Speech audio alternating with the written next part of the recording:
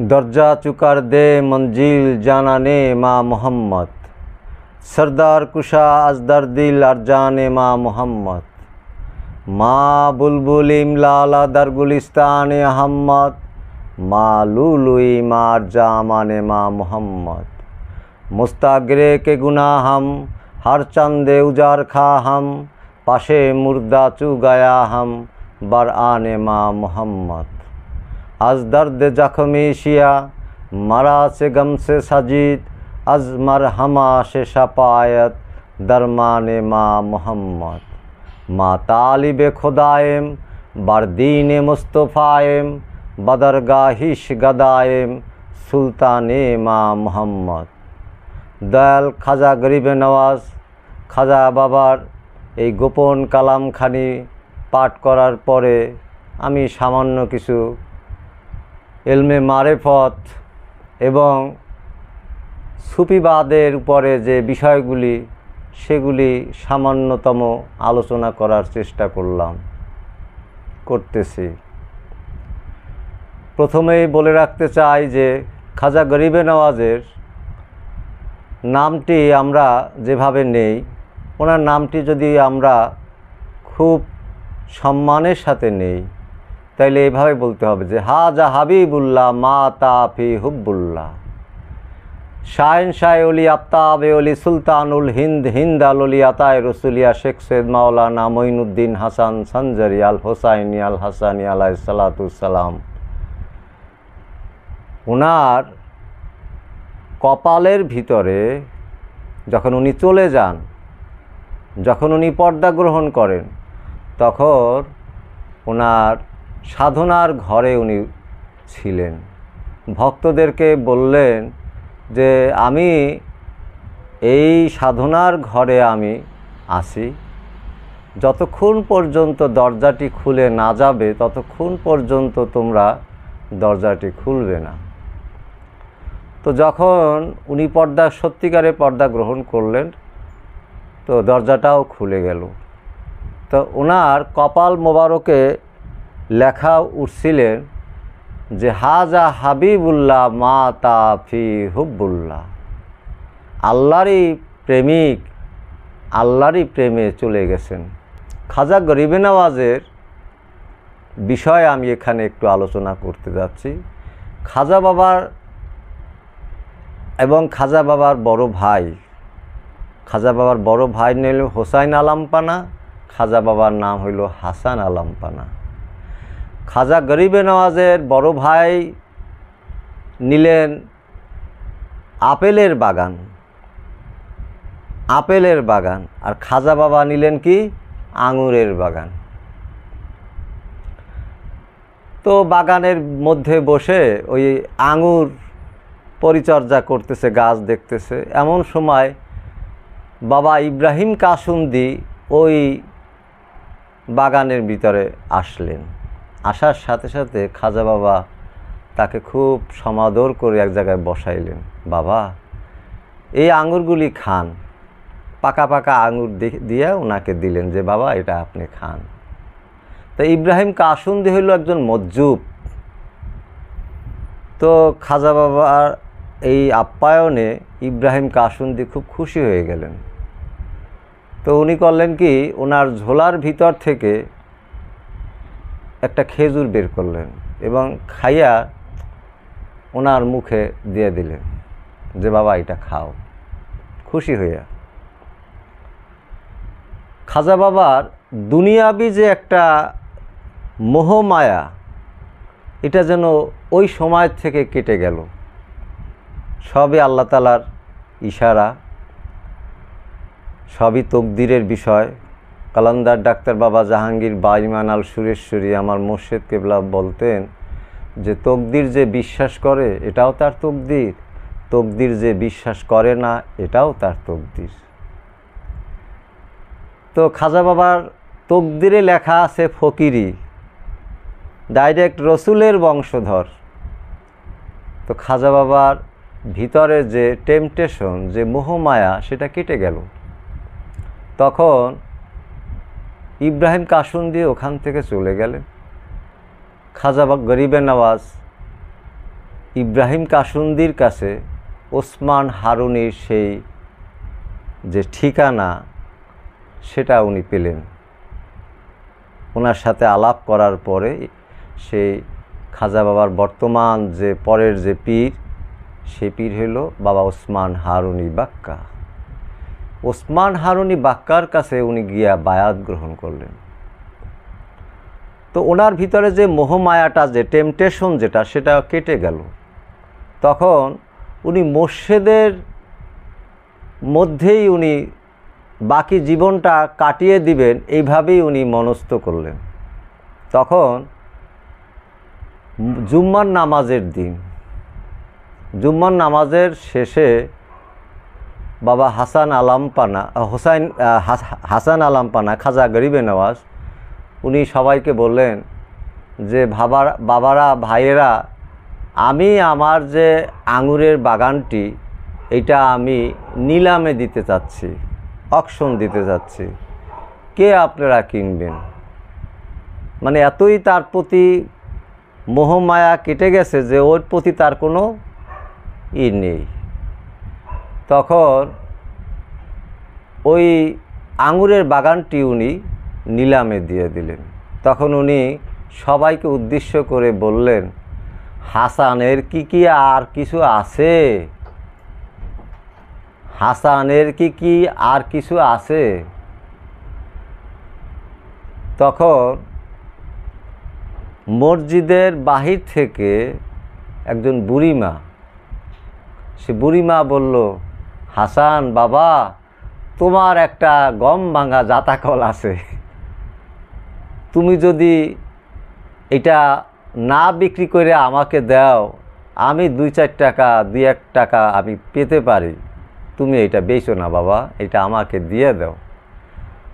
তো খাজা বাবা ওইটা ওনাকে এমনিতেই দিয়ে দিলেন।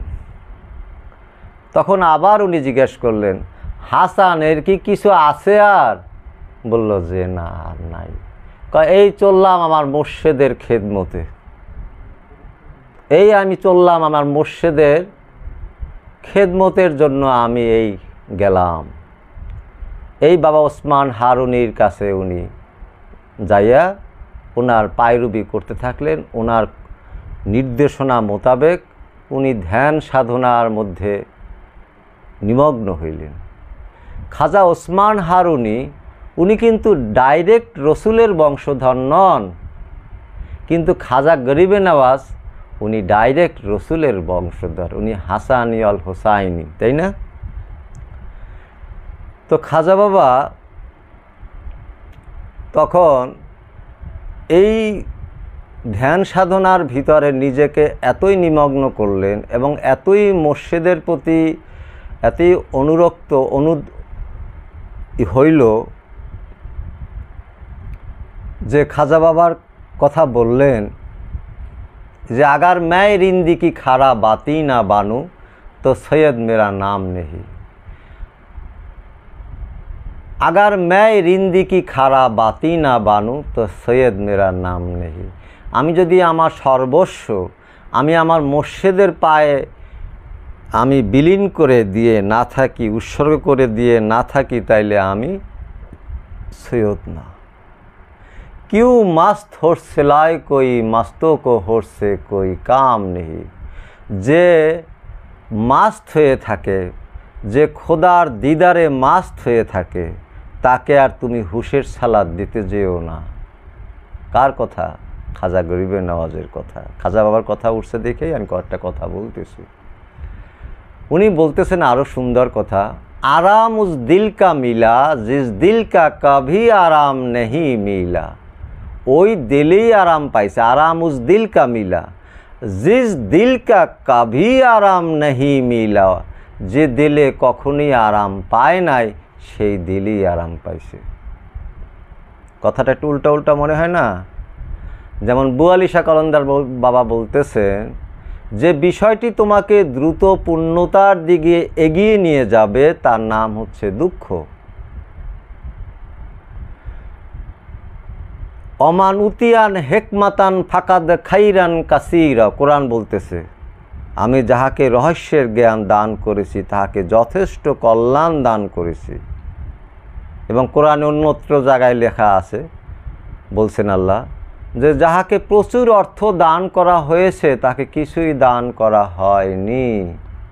তো খাজা বাবার ওনার মুর্শিদ বাবা ওসমান হারুনির নির্দেশনা মোতাবেক উনি আজমিরে আসলেন। আজমিরে আসার পরে একটা প্রতিকূল অবস্থার সৃষ্টি হলো, কারণ ওটা হলো একটা হিন্দু ধর্মের সেই সময় বড় বড় যোগী ছিল, রামপাল সাধু, তরুলক্ষ্য সাধু, জয়পাল সাধু, নাম শুনে থাকবেন। এবং পৃথ্বীরাজ কাপুর ছিল সেই ভারতবর্ষের রাজা। তো খাজা গরিবে নওয়াজ যখন আজমিরে আসলেন তখন দেখতেছে পৃথ্বীরাজ কাপুর যে একে একে সবাই মুসলিম ধর্ম গ্রহণ করতেছে, ইসলাম ধর্ম গ্রহণ করতেছে, সবাই আসতেছে। এটা দেখা পৃথ্বীরাজ কাপুর একটু ভরকায়ে গেলেন, কারণ পৃথ্বীরাজ কাপুরের যে মা জ্যোতিষ দিয়া গোনাইছিল যে একজন মুসলমান দরবেশ ফকির আসবে, তার বশ্যতা তুমি যদি স্বীকার করো তাহলে তোমার রাজ্য থাকবে, না হলে তোমার রাজ্য হারাবে। তো দেখতেছে যে সবাই কেউ অগ্নি পূজা করে, কেউ মাটি পূজা করে, কেউ গাছ পূজা করে, কেউ পাহাড় পূজা করে, কেউ সাগর পূজা করে। এরকম করে তারা এই বস্তুগত পূজা, বস্তুগতর মধ্যেই তারা সীমাবদ্ধ ছিল। কেউ মূর্তি পূজা করে। তো খাজা গরিবে নওয়াজ বলল যে এদেরকে তোমরা কেন করতেছো? এরা তো তোমাদেরকে কেউ কিছু সাহায্য করতে পারবে না, তোমরা একে কেন করছো? এক তৌহিদ আল্লাহর উপাসনা করো তোমরা। অনেকে মেনে নিছে তার কারামত মোজেজা দিয়া, কারণ মহানবী কাছে খাজা গরিবে নওয়াজ উনি চাইছিলেন যে ইয়া রাসূলুল্লাহ, আমি পাক ভারত উপমহাদেশে যাচ্ছি, আমি অস্ত্র দিয়া যুদ্ধ করব না, আমাকে সেই কারামত মোজেজার ক্ষমতাটি দেন যাতে আমি পাক ভারত উপমহাদেশে আমি মানুষকে হেদায়েতের পথে নিয়ে আসতে পারি। তো সেই সময় পৃথ্বীরাজ কাপুর তাকে পানি থেকে বঞ্চিত করলো, যেমন হোসাইন আলাইহিসসালাতুসসালামকে পানি থেকে বঞ্চিত করা হয়েছে, ওনাকে এরকম বঞ্চিত করা হইল। তো রাজীব সাধু তখন মাত্র ইসলাম ধর্ম ওনার কাছে বায়াত গ্রহণ করলেন খাজা গরিবে নওয়াজের কাছে। তো খাজা বাবা বললেন যে রাজীব, যাও এই লোটাটা নিয়ে তুমি একটু আনা সাগর থেকে পানি নিয়ে আসো। সেই কথা অনুযায়ী রাজীব সাধু তখন মাত্র মুসলমান হয়েছে, তার দাড়ি চুল মোচ তা দেখতেই অন্যরকম একটা অবস্থা। তো উনি গেলেন পানি আনতে, পানি দেওয়া হবে না, পানি দেওয়া যাবে না, এই করে পাশের যারা লোকজন তারা কইছে না পানি দেওয়া যাবে না। তখন আরেকজন হিন্দু বলতেছে, এ আমাদের লোক, তুই কি একে দেখেও চিনতে পারছস না? তুই কি মরবার চাস না? দে এক লোটা পানি শেষে দিয়ে দে। তো যখন আনাসাগরের মধ্যে ওই পানির লোটাটা ধরে, কারামত মজে যায়, সে আনাসাগরের পানি শুকিয়ে যায়। এই অবস্থাটা দেখা সেই 92,000 সৈন্য যে কেসি বেড়া দিছিল আনাসাগরকে, তারা সবাই মুসলমান হয়ে যায়। এভাবে রামপাল সাধু, রাজীব সাধু, তরুলক্ষ্য সাধু এরা সবাই ইসলাম ধর্ম গ্রহণ করল। ইসলাম ধর্ম এরকমভাবে পর্যায়ক্রমে যখন ইসলাম ধর্মের মধ্যে আসতেছে, তখন পৃথ্বীরাজ কাপুর ভয় খেয়ে গেলেন যে কি জানি কি অবস্থা, সে জ্যোতিষ দিয়ে যে গোনাইছিল সেটাই কি হবে। তখন জয়পাল সাধুকে ডাকা হইল। জয়পাল সাধু বলল যে আমার কাছে এরকম ফকির, আমার কাছে তুলার মতো উড়ে যাবে, আমার কাছে কিছুই না। তখন বিভিন্ন রকমের আগের সেই এক একজন যোগী, জাবরুত মোকাম, শক্তির মোকাম, তো বলল সেই যে সব কিছু তুলার মতো উড়িয়ে দিবে। তো জয়পাল সাধু সেই অগ্নি বাণ দেয়, কিছুই হয় না। সেই ভেংরুলের বাণ মারে, তাতেও কিছু হয় না। এরকমভাবে সর্প বাণ দেয়, সাপ হাজার হাজার সাপ আসে, তাতেও কিছু করতে পারে না। কারণ খাজা বাবা উনি একটা কুণ্ডলীর মতো দিয়ে তার ভক্তদেরকে বলছিল যে তোমরা এর মধ্যে থাকো, আমি না বলা পর্যন্ত তোমরা এর বাহিরে যেও না। তো এরপরে দেখা গেল যে তাতে খাজা বাবার কিছুই হয় না। জয়পাল সাধু তখন কি করবে, হাই হুতাশ, কিছুই যখন হয় না, তখন উনি পাখির রূপ ধারণ কইরা সে শূন্যে মিলাইতে শুরু করলো। রাজীব সাধু বলতেছে, বাবা জয়পাল সাধু তো আকাশে নাই হয়ে যেতে আছে। কয় নাই হয়ে যায়, যাক তোমার কি, কয় ওকে একটু আনন্দ যায় না। কয় তাইলে এক কাজ করো, আমার খরম রে কও। খরম রে বলছে যে খাজা গরিবে নওয়াজের হুকুম, খাজা বাবার হুকুম, বাবার হুকুম, আপনি একটু যাইয়া জয়পাল সাধুরে নামায় নিয়ে আসেন। জয়পাল সাধু এর আগে দণ্ডক বাণও দিছিল। দণ্ডক বাণ কি, কবর, নিজের কবর নিজে খুঁজা নেয়, খুঁজা ওখানে শুইয়া তারপরে বাণ মারে। এই দণ্ডক বাণ যারে মারে সেও মরে, যে যারে মারে সেও মরে। খাজা বাবার তো কিছু হয় না। তো যখন এরকম উপরে উঠল, তখন জয়পাল সাধুকে সে খরম পিটাইয়ে পিটাইয়ে তাকে তার সামনে নিয়ে আসলো।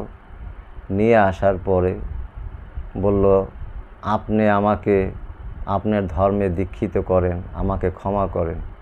তোমাকে ক্ষমা করতে পারি, কিন্তু তুমি কয়েকটা কাজ করতে হবে তোমাকে। কি?